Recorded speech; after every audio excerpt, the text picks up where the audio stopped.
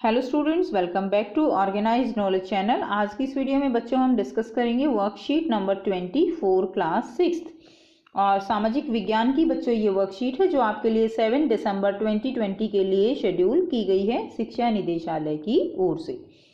आज की वर्कशीट का जो चैप्टर है बेटा हमारा पार्ट 7 नए प्रश्न नए विचार, वो कंटिन्यू है। लास्ट वर्कशीट में हमने महात्मा बुद्ध के जो उन्होंने उपदेश दिए थे उनके बारे में पढ़ा।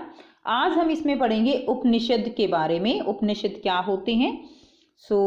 कंटिन्यू करते हैं चैप्टर को। अब यहाँ पर आपको एक पिक्चर जो है वो दिखाई गई है, ठीक है। आप इस पिक्चर से, हो सकता है आपने पहले भी इस तरह की पिक्चर्स देखी हो, तो आप इस पिक्चर से क्या कंक्लूजन निकालते हो, आपको क्या समझ आता है। देखिए यहाँ पर ऋषि हैं, वो बैठे हुए हैं, ठीक है। यहाँ पर ये साथ में जो है बैठे हुए हैं और ये जो है गुरु हैं जो इनको क्या कर रहे हैं, ज्ञान दे रहे हैं। पहले इसी तरह से जो एजुकेशन है वो दी जाती थी, शिक्षा दी जाती थी। तो ये कौन है, ये इनके शिष्य हैं, ये गुरु हैं, ठीक है।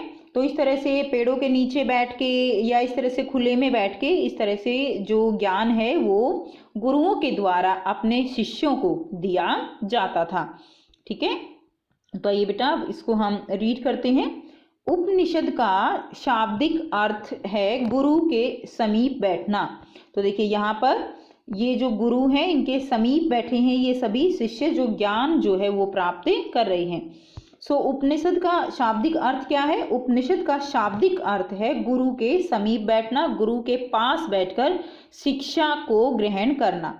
इन ग्रंथों में अध्यापकों और छात्रों के बीच बातचीत का संकलन है। तो जो ये उपनिषद क्या है, ये जो है ग्रंथ हैं, ठीक है। जिनमें ग्रंथ यानी जिनके अंदर बहुत, आप कह सकते हो बहुत अच्छी अच्छी शिक्षाएं, और चाहे वो फिर शिक्षा से रिलेटेड हों या बहुत जो ज्ञान है वो उसकी बातें इन ग्रंथों में लिखी गई हैं हमारे महान गुरुओं के द्वारा। इन ग्रंथों में अध्यापकों और छात्रों के बीच बातचीत का क्या है, संकलन है। इन विचारों को सामान्य वार्तालाप के माध्यम से प्रस्तुत किया गया है। तो जो अच्छे अच्छे विचार हैं उनको, जैसे हम सामान्य आपस में वार्तालाप क्या होता है, आपस में बातचीत करते हैं, उसके माध्यम से इन विचारों को प्रस्तुत किया गया है। जिस समय बुद्ध उपदेश दे रहे थे, हमने पढ़ा बेटे लास्ट वर्कशीट में कि जो महात्मा बुद्ध हैं उन्होंने बचपन में ही अपना घर बार छोड़ दिया, जो जीवन के सुख हैं वो सब छोड़ दिए और जो उपदेश है वो देने लगे, ठीक है।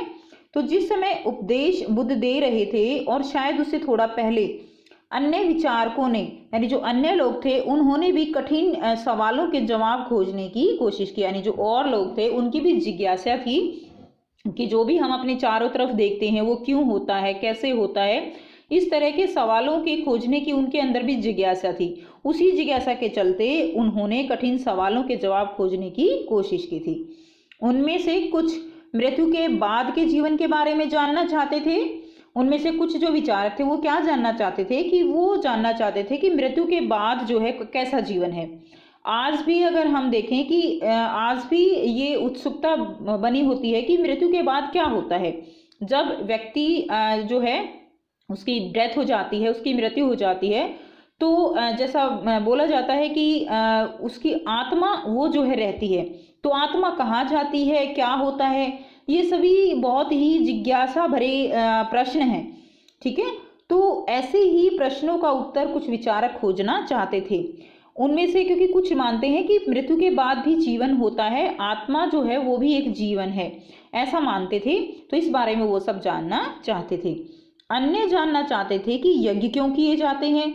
आज भी हमारी संस्कृति जो है वो यज्ञ उसमें होते हैं, हवन किए जाते हैं। तो जो है वो लोग जानना चाहते थे कि ये यज्ञ या हवन करने से क्या होता है, क्यों यज्ञ किए जाते हैं।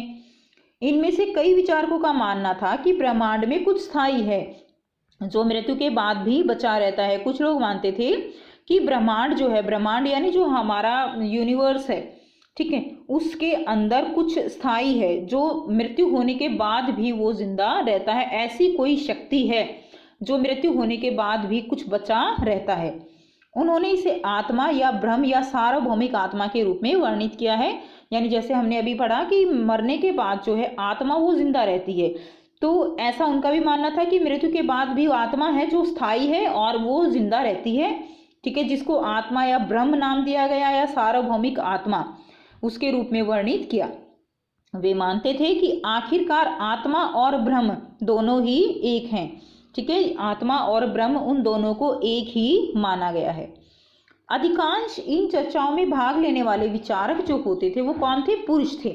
यानी केवल जो पुरुष थे वो ही इस तरह की जो वार्तालाप होती थी, चर्चाएं होती थी, उनमें भाग लेने का अधिकार रखते थे, विशेषकर ब्राह्मण और राजा। देखिए पहले के समय में जो राजा है उसका तो स्थान होता ही था बहुत सम्मानीय, उसके साथ साथ जो ब्राह्मण है उनको भी बहुत सम्मानजनक दृष्टि से देखा जाता था, ठीक है, ब्राह्मणों को पूजनीय माना जाता था। तो केवल उन्हीं को इस तरह की चर्चाओं में भाग लेने का अधिकार दिया जाता था। कभी कभी गार्गी जैसी स्त्री विचारकों का भी उल्लेख मिलता है। यानी जो हमारे एविडेंस हैं, हमारे जो आप कह सकते हो कि पुराने जो एविडेंस हैं उनमें कहीं कहीं पर कुछ स्त्री विचारक, स्त्री यानी स्त्रियों को भी इन चर्चाओं में भाग लेने का अधिकार था, लेकिन वो स्त्रियां जो है फिर सामान्य तो नहीं होंगी, यानी वो बहुत विद्वान होंगी। जैसे कि यहाँ पर लिखा बताया गया है कि गार्गी जैसी स्त्रियों का उल्लेख जो है वो मिलता है।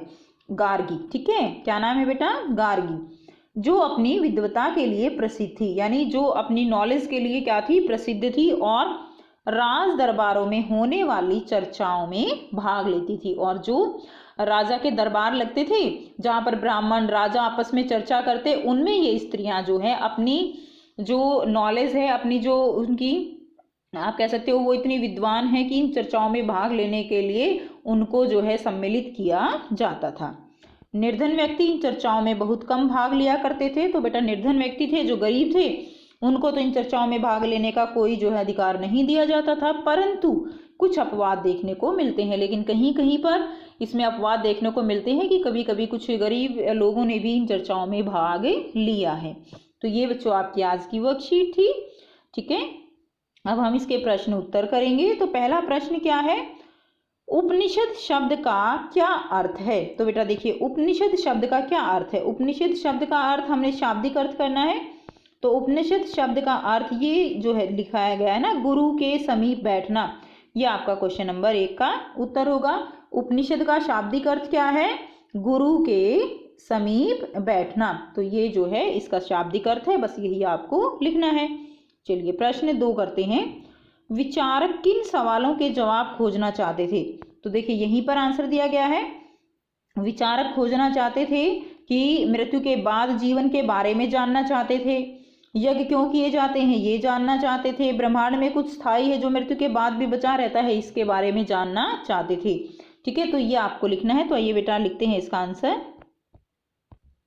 सो यहाँ से आप इसका आंसर लिखेंगे। फर्स्ट देखिए, कुछ विचारक आत्मा के बारे में जानना चाहते थे, कुछ विचारक यज्ञों की उपयोगिता के बारे में जानना चाहते थे, कुछ विचारक मृत्यु के बाद के जीवन के बारे में जानना चाहते थे। तो ये बेटा आपका क्वेश्चन नंबर 2 का उत्तर हो जाएगा। करते हैं नेक्स्ट क्वेश्चन।